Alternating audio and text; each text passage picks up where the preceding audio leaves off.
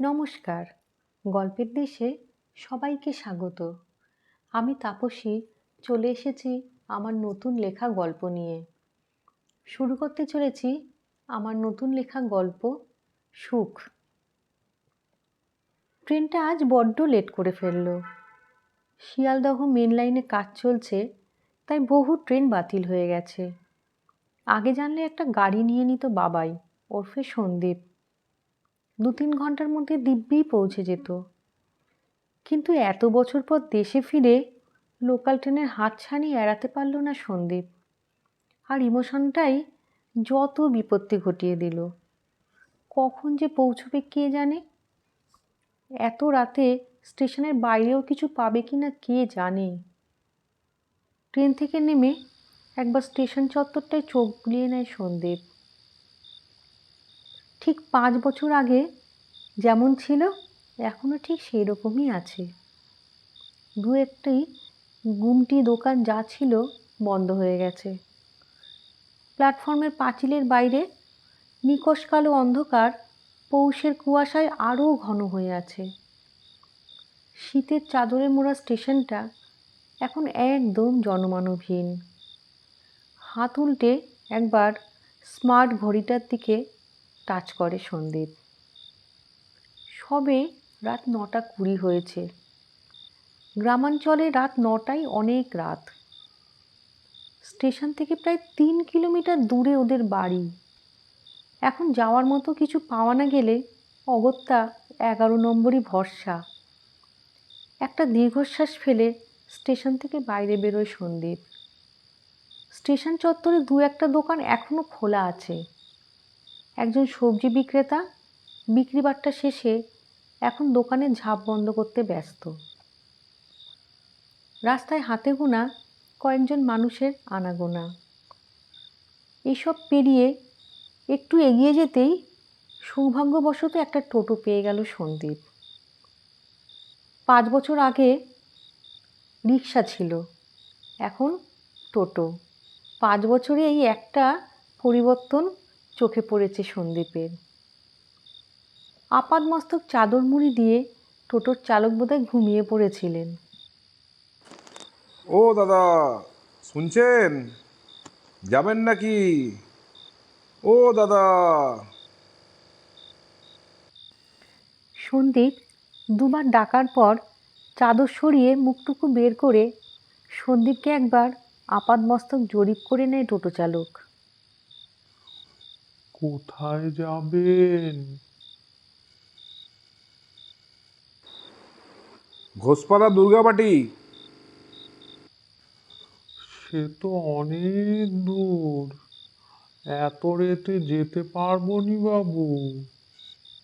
চলুন না দাদা, দেখতে তো পাচ্ছেন এখানে কিছুই নেই। এতটা রাস্তা কিভাবে যাই বলুন তো? 250 টাকা লাগবে। ঠিক আছে, তাই দেবো, চলুন। এতক্ষণে সন্দীপের খেয়াল হলো টোটো চালক বেশ বৃদ্ধ, রোগা শীর্ণ শরীর, কিন্তু চোখ দুটো বেশ ইন্টারেস্টিং। যদিও এমনভাবে চাদর মুড়ি দেওয়া দুটো চোখ আর হাতের তালু দুটো ছাড়া কিছুই দৃশ্যমান নয়, তবুও এক দেখায় চেহারা আন্দাজ করে নেওয়া যায়। প্রায় মিনিট 10 চলার পর বাড়ি ঘর আলো হঠাৎ করেই যেন গায়েব হয়ে যায়। সন্দীপ মোবাইল ফোনে ব্যস্ত ছিল। হঠাৎ বিনা মেঘে বজ্রপাতের মতো ঝমঝম করে বৃষ্টি শুরু হয়ে যায়।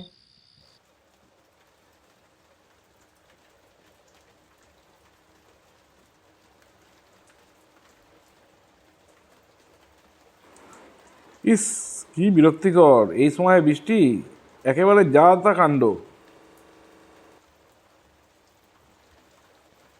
দাঁড়ান বাবু, আমি প্লাস্টিক গুলো ফেলে দিই। বৃদ্ধ টোটো চালক বেরিয়ে এসে বৃষ্টিতে ভিজে টোটোর ঢাকনাগুলো ফেলে দিতে থাকে। ওনাকে দেখে মায়া হয় সন্দীপের।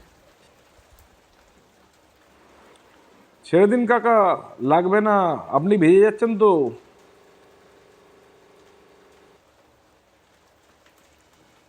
আমি ভিজলে ক্ষতি নেই বাবু, আপনি ভিজলে অনেক ক্ষতি হয়ে যাবে।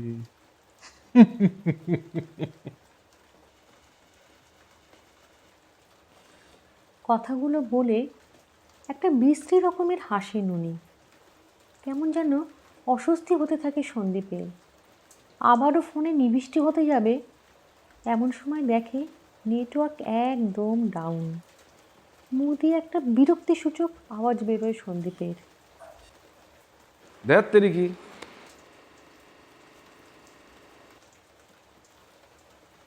কি হলো বাবু, এখানে নেটওয়ার্ক নেই তো?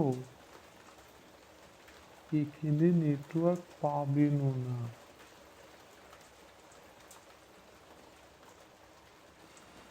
টোটো চালক একটু বেশিই বকছেন। বিরক্ত লাগে সন্দীপের।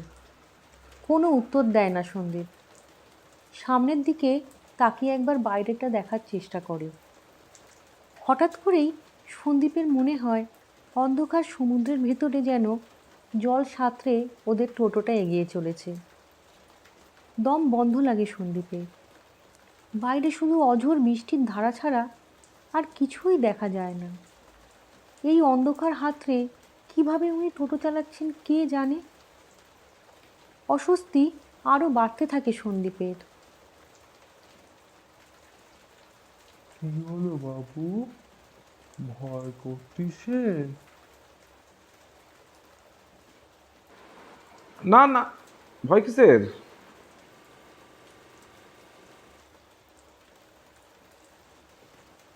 চিন্তা করবেন নি বাবু, আমি আপনারে ঠিক বাড়ি পৌঁছে দেব।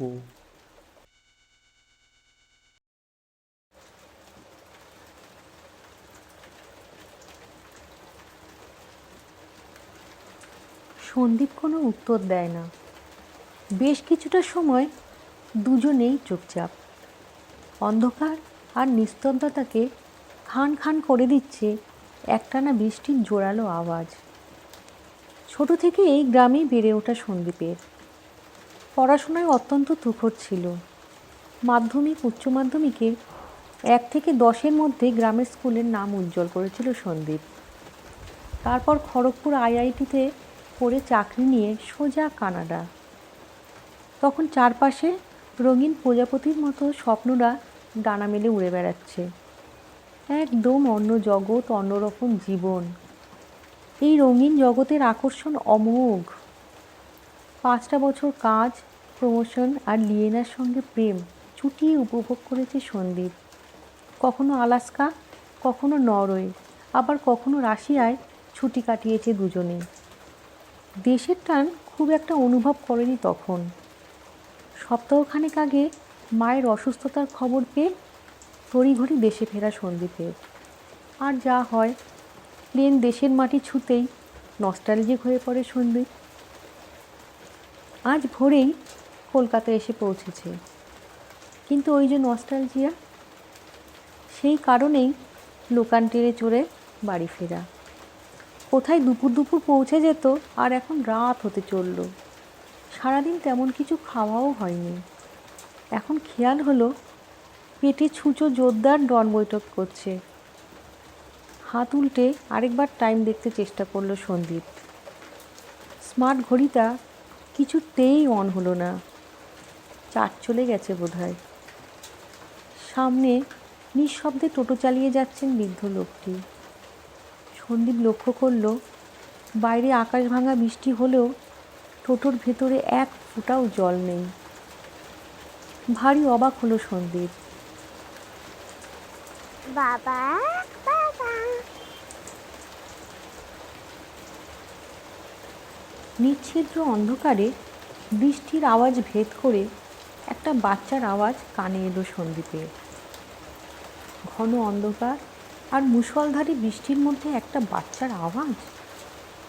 টোটোর ঢাকনা সরিয়ে বাইরে মুখ বাড়িয়ে একবার দেখার চেষ্টা করলো সন্দীপ। কিছুই দেখা গেল না।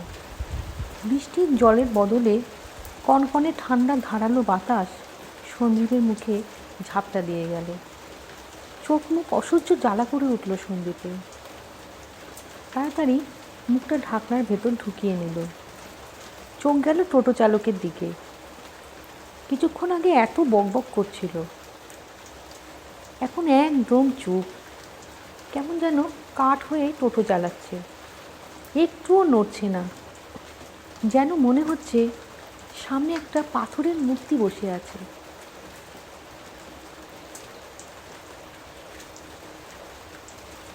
বাবা বাবা আবারও সেই বাচ্চার ডাক। এবারে যেন মনে হচ্ছে সন্দীপের পাশ থেকেই আওয়াজটা আসছে। নড়ে চড়ে বসে সন্দীপ। টোটোর ভিতরে অন্ধকার এতক্ষণে চোখ সয়ে গেছে। সিটের পাশে সামনে ভালো করে দেখে নেয় সন্দীপ। সে আর টোটো চালক ছাড়া তৃতীয় কোনো ব্যক্তি নেই। শীতের অন্ধকার ঝড়-জলের রাতে জনমানব শূন্য রাস্তায় একটা বাচ্চার আওয়াজ বড্ড অস্বাভাবিক ব্যাপার।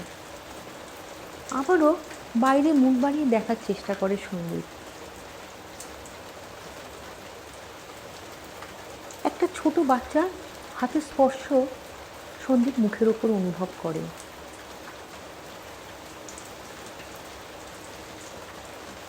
বাবা বাবা আবারও সেই ডাক। মুখে হাত দিয়ে সন্দীপ বাচ্চার হাতটাকে ছোঁয়ার চেষ্টা করে। কই, কেউ নেই তো। তাহলে বারবার বাবা বলে ডাকছে কে? আর হাতের স্পর্শটা? কাকা, একটা বাচ্চার আওয়াজ শুনতে পাচ্ছি। একবার টোটোটা থামিয়ে দেখবেন বাইরে কেউ আছে কি না।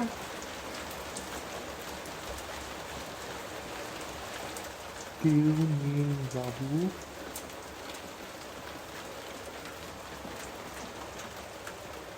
একবার নয়, দুবার নয়, পরপর তিনবার আমি স্পষ্ট শুনলাম। কেন আপনি শুনতে পাননি?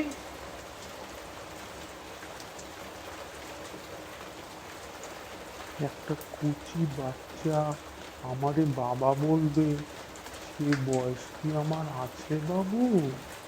দেখেন আপনার বাচ্চাই আপনারে ডাকতেছে কিনা।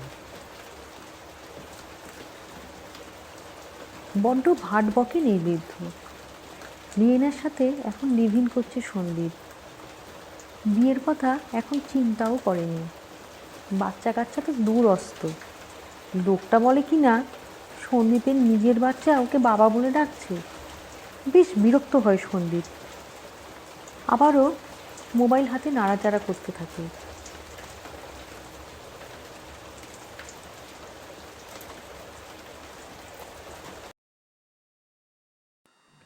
হঠাৎ করেই অন্ধকার ভেদ করে আলোর ঝলকানি সন্দীপের মুখে এসে পড়ে।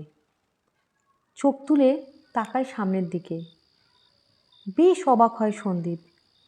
কোথায় ঘুটঘুটে অন্ধকার, কোথায় আকাশ ভাঙা বৃষ্টি। আলো ঝলমলে একটা বাড়ির সামনে ওদের টোটোটা এসে দাঁড়িয়েছে। মাটির বাড়ি, বেশ সুন্দর করে নিকোনো উঠোনে চারপাশে দরমার বেড়া দিয়ে ঘেরা। বাড়ির দেওয়ালে নিপুণ হাতের আলপনা চোখে শান্তি আনে। উঠোনের একপাশে বড় বড় দুটো গাছ। কী গাছ তা রাতের বেলায় ঠিকঠাক ঠাহর হয় না। উঠোনের মাঝ বরাবর শামিয়ানা টাঙিয়ে বিয়ের মণ্ডপ মতো করা। জোরালো হ্যালোজেনের লাইটের আলোয় বাড়ির প্রতিটা কোণ স্পষ্ট দৃশ্যমান। ইকি কাকা, আমরা এটা কোথায় এলাম? এটা তো আমার বাড়ি নয়। এইটা আমার ভিটে বাবু। আজ আমার মেয়ের বিয়ে, তাই আপনাকে আমার ভিটে আনলুম। কি আশ্চর্য কাকা, আপনার মেয়ের বিয়ে তো আমি কি করব? একই রাত হয়ে গেছে, ঝড়জলের রাতে কখন বাড়ি পৌঁছবো বলুন তো? এটা কি ইয়ার্কি হচ্ছে নাকি?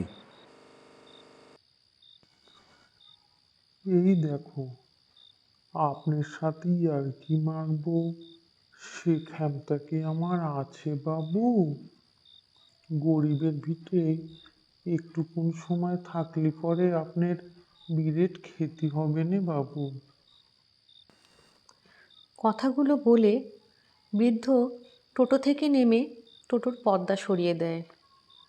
বৃদ্ধর কথায় এমন কিছু ছিল সন্দীপ না করতে পারল না। মোহাচ্ছন্নের মতো টোটো থেকে নেমে ওনার পিছু নিল। উঠোনে পা দিয়েই সন্দীপ বেশ অবাক হয়। উঠোন একদম শুকনো খটখটে। কিছুক্ষণ আগের বৃষ্টির ছিটেফোঁটা আঁচও এখানে লাগেনি। এরকম কি করে হয়? কিছু একটা বলতে যাবে সন্দীপ, খেয়াল হলো বৃদ্ধের জামাকাপড় পুরো শুকনো। কিছুক্ষণ আগে যে উনি বৃষ্টিতে ভিজে টোটোর পর্দা লাগিয়ে দিলেন, এত তাড়াতাড়ি শুকিয়ে গেল? কি বাবু, বৃষ্টির কথা ভাবতেছেন তো?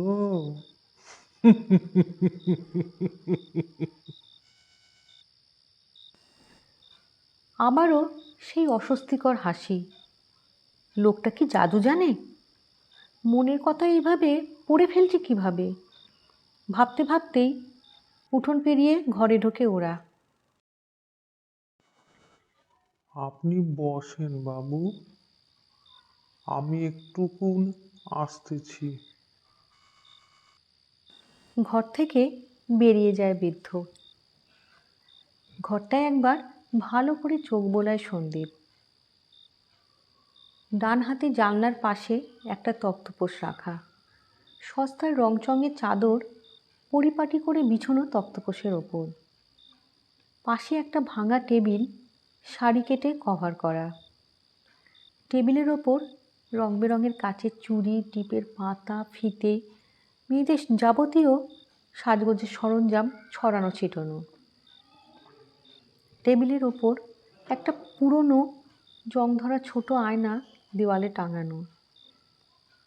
তক্তপোষের অপর দিকে একটা আলনায় পরিপাটি করে জামা কাপড় গোছানো। ঘরের ভেতরের বাল্বের আলো অত জোরালো না হওয়ায় একটা আলো আঁধারি পরিবেশ সৃষ্টি হয়েছে। খুব চেনা লাগে ঘরটাকে সন্দীপের, কিন্তু জোর করে মনে করার মতো শরীরের অবস্থা সন্দীপের এখন নেই। তক্তপোষের ওপর বসে শরীরটা একটু এলিয়ে দেয় সন্দীপ। দীর্ঘ যাত্রার ক্লান্তিতে চোখ বুজে আসে। এতক্ষণে খেয়াল হলো বিয়ে বাড়ি, অথচ একটাও লোক তো চোখে পড়ল না। হঠাৎ করেই বাড়িটাকে কেমন নিঝুম শ্মশানের মতো মনে হয়। কেমন আছো বাবাইদা? মিষ্টি সুরিয়া কণ্ঠের আওয়াজে তন্দা কেটে যায় সন্দীপের। ওর সামনে দাঁড়িয়ে আছে কোণে বেশে সুসজ্জিতা এক নারী মূর্তি। আবছা আলোয় তার মুখ খুব একটা স্পষ্ট নয়, তবুও চিনতে অসুবিধা হয় না সন্দীপের। বৃষ্টি, তুই? নিজের অজান্তেই নামটা সন্দীপের মুখ দিয়ে বেরিয়ে আসে। সাথে টুকরো টুকরো কিছু স্মৃতি সন্দীপের চোখের সামনে ভেসে ওঠে। বাবাই আর বাবলু স্কুল লাইফ থেকে দুজনে অভিন্ন হৃদয় বন্ধু। বাবলুদের বাড়ি ছিল ওদের আড্ডার জায়গা।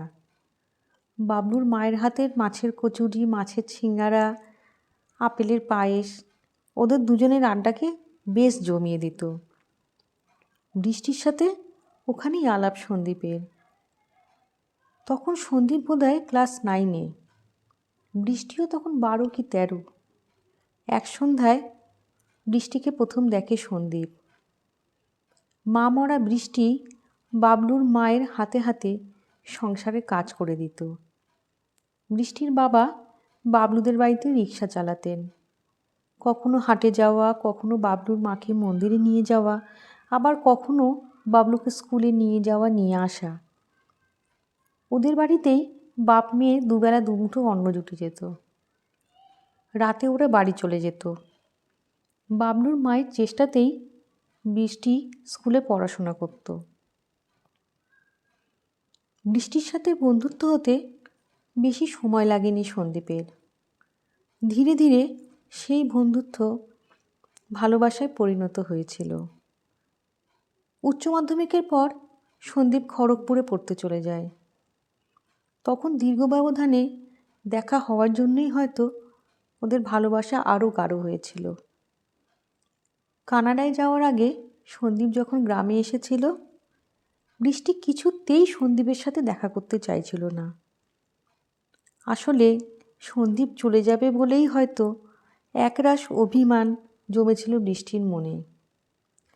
চলে যাওয়ার আগের দিন বাবলুর সাথে সন্দীপ যায় বৃষ্টিদের বাড়িতে। ওদের একা ছেড়ে দেওয়ার জন্য বাবলু আর দাঁড়ায়নি ওখানে। বৃষ্টি, কিরে? শুধু এইটুকুতেই বৃষ্টির অভিমান গলে জল হয়ে গেছিল। সন্দীপের বুকে মাথা দিয়ে হাউ হাউ করে কেঁদেছিল বৃষ্টি। তারপর মানভঞ্জনের জন্য আদরে আদরে ভরিয়ে দিতে গিয়ে দুটো শরীর ওদের এক হয়ে গেছিল। ঘি আর আগুন পাশাপাশি থাকলে যা হয়। চলে যাওয়ার আগে সন্দীপ কথা দিয়েছিল, দূরে চলে যাচ্ছি তো কি হয়েছে? ফোন আছে তো, আমরা একে অপরের সঙ্গে ফোনে জড়িয়ে থাকবো। তুই কিন্তু কান্নাকাটি করিস না বৃষ্টি, আমি তাহলে বিদেশভূমি একা পাগল হয়ে যাব। কথা রেখেছিল বৃষ্টি। শত মন খারাপ সত্ত্বেও চোখে জল আসতে দেয়নি। প্রথম প্রথম ওদের বেশ ফোনালাপ চলতো। সন্দীপের নতুন জায়গা, নতুন অফিস, ব্যস্ততার জন্য আস্তে আস্তে ফোন পর্ব কমতে থাকে। সন্দীপের মনে পড়ে শেষ দুদিন পাগলের মতো ফোন করেছিল বৃষ্টি। কিছু একটা বলতে চাইছিল। সন্দীপের তখন নতুন পরিবেশ, নতুন কাজ নিয়ে নাকানি চোবানি অবস্থা। বৃষ্টির কথা শোনা হয়নি। তারপর আর কি বৃষ্টি ফোন করেছিল মনে করতে পারে না সন্দীপ। আর হয়তো ওদের ফোনালাপ হয়নি। বাবলুর সাথেও আর যোগাযোগ হয়নি। পুরনোকে ভুলে নতুনকে আপন করে নেওয়া, এটাই তো মানব জীবনের নিয়ম। নতুন বন্ধু, অন্যরকম জীবনযাত্রা, এসবের মাঝে ফেলে আসা কয়েকটা বছর ধূসর হতে হতে একেবারে গায়েব হয়ে গেছিল সন্দীপের মন থেকে। না হলে বৃষ্টির কথা এই 5 বছরে অন্তত একবার মনে পড়ত। নিজেকে বড্ড অপরাধী মনে হয় সন্দীপের। বৃষ্টির সাথে চোখ মেলাতে পারে না। তবুও অস্বস্তি কাটিয়ে বলে, আজ তোর বিয়ে, ভালো দিনেই এসেছি, কি বলিস? এই দিনটার জন্যেই 5 বছর অপেক্ষা করেছি বাবাইদা। কেন 5 বছর কেন? কথাটা বলেই সংখ্যার হিসেবটা নিজের কানেই কাটার মতো বেঁধে সন্দীপের। 5 বছর কেন বুঝতে পারছো না? তুমি যে আমার জীবন থেকে 5টা বছর চুরি করে নিয়েছো বাবাইদা। আজ আমার সুখের দিন। তোমার পথ চেয়ে 5টা বছর প্রতিটা সেকেন্ড, প্রতিটা মিনিট, প্রতিটা ঘন্টা কাটিয়েছি। অবশেষে আজ সেই দিন, আজ আমার সুখের দিন। কি যাতা বলছিস বৃষ্টি? তোর কি মাথা খারাপ হয়ে গেছে? এভাবে বিয়ে হয় নাকি? আমি উঠি, রাত হয়ে গেছে। যাই বললে কি যাওয়া যায় বাবাইদা? তুমি আমাকে স্বীকৃতি না দিলে আমাদের সন্তান স্বীকৃতি পাবে কি করে বাবাইদা? আমাদের সন্তান? কি আজে বাজে বকছিস? কথাগুলো বলেই বৃষ্টির স্ফীতদরের দিকে নজর যায় সন্দীপের।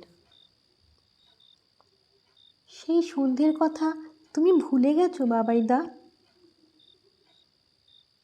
সত্যিই ভুলে গেছিল সন্দীপ, কিন্তু এখন সবটা মনে পড়ে গেছে। 5 বছর আগের ঘটনার রেস তুই এখন বহন করে চলেছিস?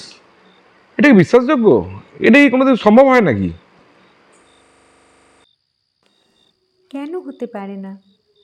তুমি তো আমার জীবনটা 5 বছর আগেই থামিয়ে দিয়েছো বাবাইদা। বৃষ্টির কথার মাথামুন্ডু কিছুই বোধগম্য হয় না সন্দীপের। ওর ষষ্ঠ ইন্দ্রিয় বলে বাবা মেয়ের গভীর ষড়যন্ত্রের শিকার হতে চলেছে ও। পালাতে হবে, যত তাড়াতাড়ি সম্ভব পালাতে হবে।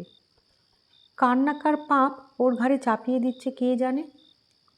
তক্তপোষ থেকে দ্রুত উঠে পড়ে সন্দীপ। কিন্তু এ কি, পা এত ভারী হয়ে গেছে কেন?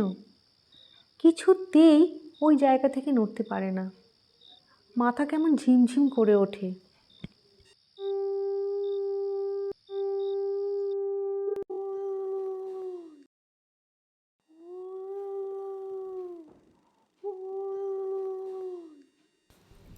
এমন সময় উলুধ্বনি শঙ্খধ্বনির আওয়াজ কানে আসে সন্দীপের। চারপাশে সন্দীপকে ঘিরে রয়েছে অনেক লোক। ওর চারপাশে দুটো সন্ডা মার্কা লোক ফিরিতে করে বৃষ্টিকে ঘোরাচ্ছে। এ তো বিয়ের মণ্ডপ। কি আশ্চর্য! ঘর থেকে ওরা বিয়ের মণ্ডপে এলোই বা কখন? চোখে আর মনে ধাঁধা লেগে যায় সন্দীপের।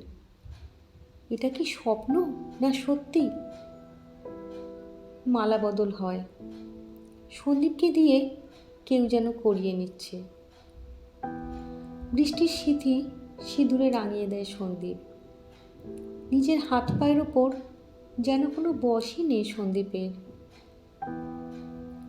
এক মাথা সিঁদুর নিয়ে বৃষ্টি চোখ তুলে তাকায় সন্দীপের দিকে। বৃষ্টির দৃষ্টি কেমন স্থির, মরা মাছের মতো। মুখের চামড়া ফ্যাটফ্যাটে সাদা। সন্দীপের দিকে বিভৎসভাবে তাকিয়ে বৃষ্টি হাসছে।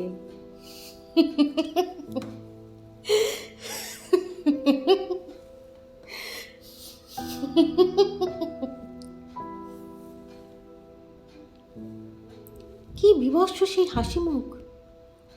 আর তাকাতে পারে না সন্দীপ। দু চোখে অন্ধকার নেমে আসে।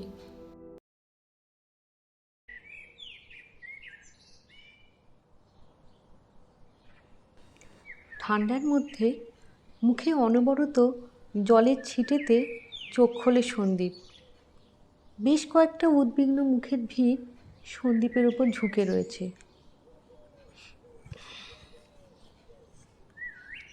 উঠে বসার চেষ্টা করে সন্দীপ।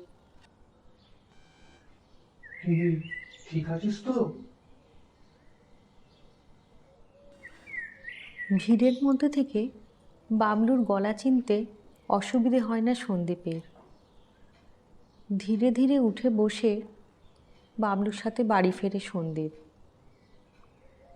বাড়ি গিয়ে ভালো করে স্নান করে ফ্রেশ হয়ে চায়ের কাপ নিয়ে দুজনে একসাথে বসে। কাল রাতের স্মৃতি এখনও টাটকা। বৃষ্টিকে তাহলে সত্যিই বিয়ে করলো? বৃষ্টি গেল কোথায়? অজস্র প্রশ্ন সন্দীপের মনে ঘুরপাক খেতে থাকে। তুই এত রাতে ওখানে কি করছিলি বাবাই? বাবলুর প্রশ্নে কিছুটা হকচকিয়ে যায় সন্দীপ। কি করবে? সত্যিটা কি বলে দেবে? ও না বললেও বৃষ্টি তো বিয়ের কথাটা নিশ্চয়ই বলবে। কিছুটা ইতস্তত করেই বলে ফেলে সন্দীপ। কাল একটা মারাত্মক ঘটনা ঘটে গেছে বাবলু। বৃষ্টির বাড়ি থেকে জোর করে আমাদের বিয়ে দিয়ে দিয়েছে। বৃষ্টির বাড়ি থেকে? প্রায় ভিড়মি খায় বাবলু। হ্যাঁ রে, ও প্রেগন্যান্ট। কার না কার পাপ আমার ঘাড়ে চাপিয়ে জোর করে বিয়ে করিয়ে নেয় জানিস? কি ডেঞ্জারাস ভাব একবার। 5 বছর আগের ঘটনার রেস কি এখনও থাকতে পারে বল? শিক্ষিত আর অশিক্ষিত লোকের সাথে এখানেই ফারাক। গল্প বানালো কিন্তু ভিত কাঁচা। এ বিয়ে না আমি মানি না, এটা বলে রাখলাম।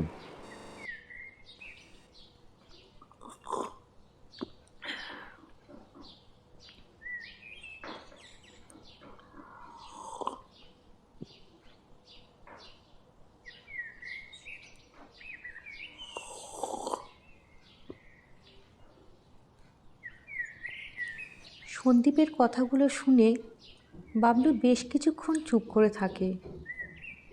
চায়ের কাপের সুরুত সুরুত আওয়াজ নিস্তব্ধতাকে মাঝে মধ্যে খান খান করে দিচ্ছে।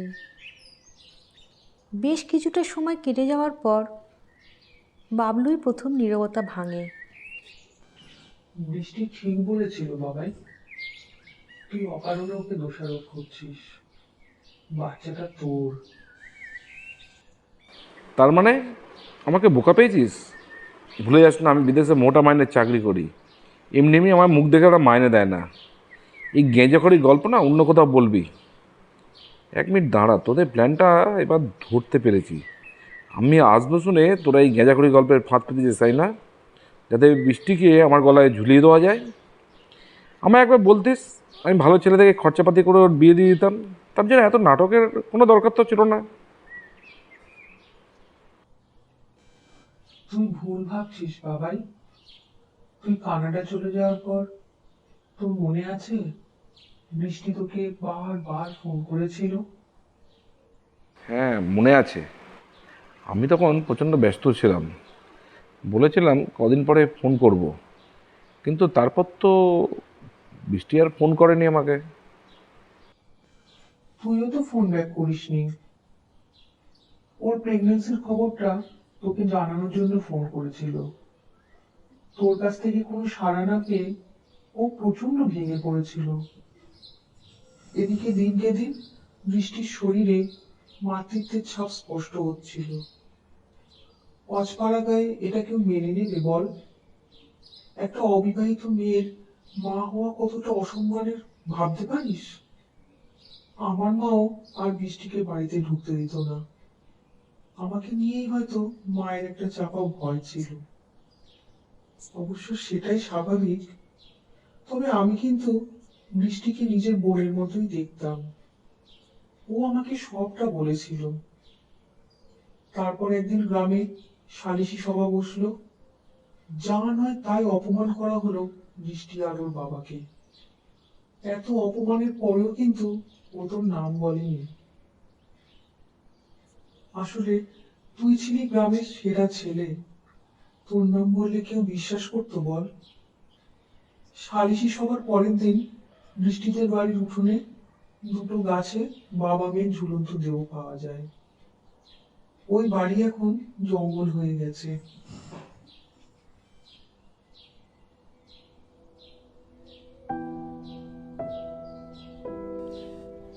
বাবলুর প্রত্যেকটা কথা কান থেকে সোজা হৃদয়ে গিয়ে বিঁধল সন্দীপের। কিছুক্ষণ হতবুদ্ধি হয়ে ফ্যাল ফ্যাল করে চেয়ে রইল বাবলুর দিকে। নিজের প্রতি নিজের প্রচণ্ড ঘেন্না হতে লাগলো। বাবলু যা বলছে তা কি সত্যি? কাল তাহলে বৃষ্টির সাথে বিয়ে? কি ছিল সত্যি? না, সত্যি মিথ্যের দোলাচলে দুললেও বাবলুর কথাগুলো ফেলে দেওয়া যায় না। বৃষ্টির বাবাইদা কথা রাখেনি। ফোনে ফোনে জড়িয়ে থাকার কথাও বেমালুম ভুলে গেছিল। এতটাই অপদার্থ যে নিজের সন্তান আগমনের খবরও পেল না। ওর দোষেই ভূমিষ্ঠ হতে পারেনি ওদের ভালোবাসা। ছি ছি ছি, একরাশ ধিক্কার সন্দীপ নিজেকে জানায়। বৃষ্টি তাহলে আজও সন্দীপের পথ চেয়ে বরমালা নিয়ে বসে আছে?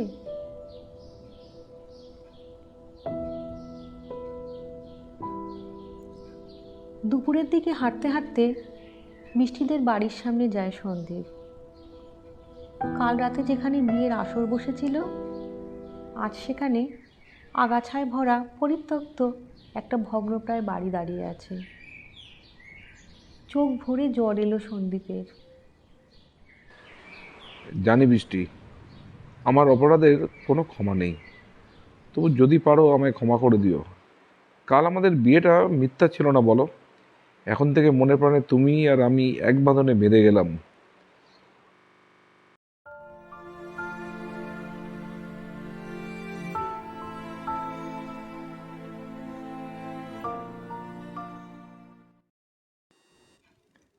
মনে মনে বৃষ্টির কাছে ক্ষমা চায় সন্দীপ।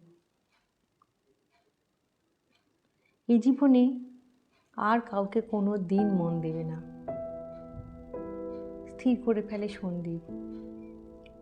তার অজান্তে যে ভুল সে করে ফেলেছে, এবার তার প্রায়শ্চিত্ত করার পালা। বাবাইদা, বাবাইদা, বাবাইদা, ও বাবাইদা, বাবাইদা। জীর্ণ বাড়িটার মধ্যে বৃষ্টি যেন লুকোচুরি খেলছে সন্দীপের সাথে। সন্দীপও খুঁজে নেওয়ার চেষ্টা করে তার বৃষ্টিকে ওই জীর্ণ বাড়িটার মধ্যে। সন্দীপ জানে আজও বৃষ্টি আটকে আছে ওই বাড়িটায় তার জন্যে। বৃষ্টির মিষ্টি ডাকে মন প্রাণ জুড়িয়ে যায় সন্দীপের। এই শরীরই অশরীরী বন্ধনের সুখের সাগরে নিজেকে ভাসিয়ে দিতে প্রস্তুত হয় সন্দীপ। বৃষ্টি, বৃষ্টি, আমি আসছি।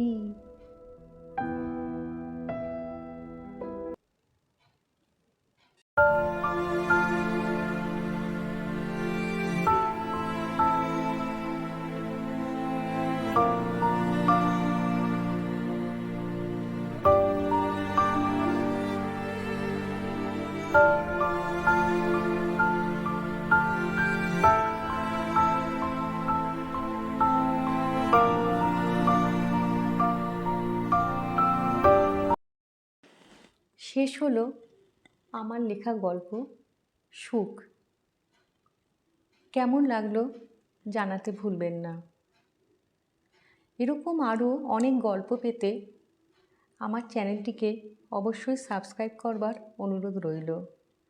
পাশে থাকা বেল আইকনটি প্রেস করলে কোনো গল্প আপলোড হলে সবার আগে আপনার কাছে নোটিফিকেশন চলে যাবে।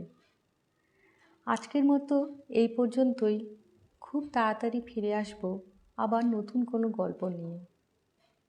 ভালো থাকবেন, সকলে সুস্থ থাকবেন।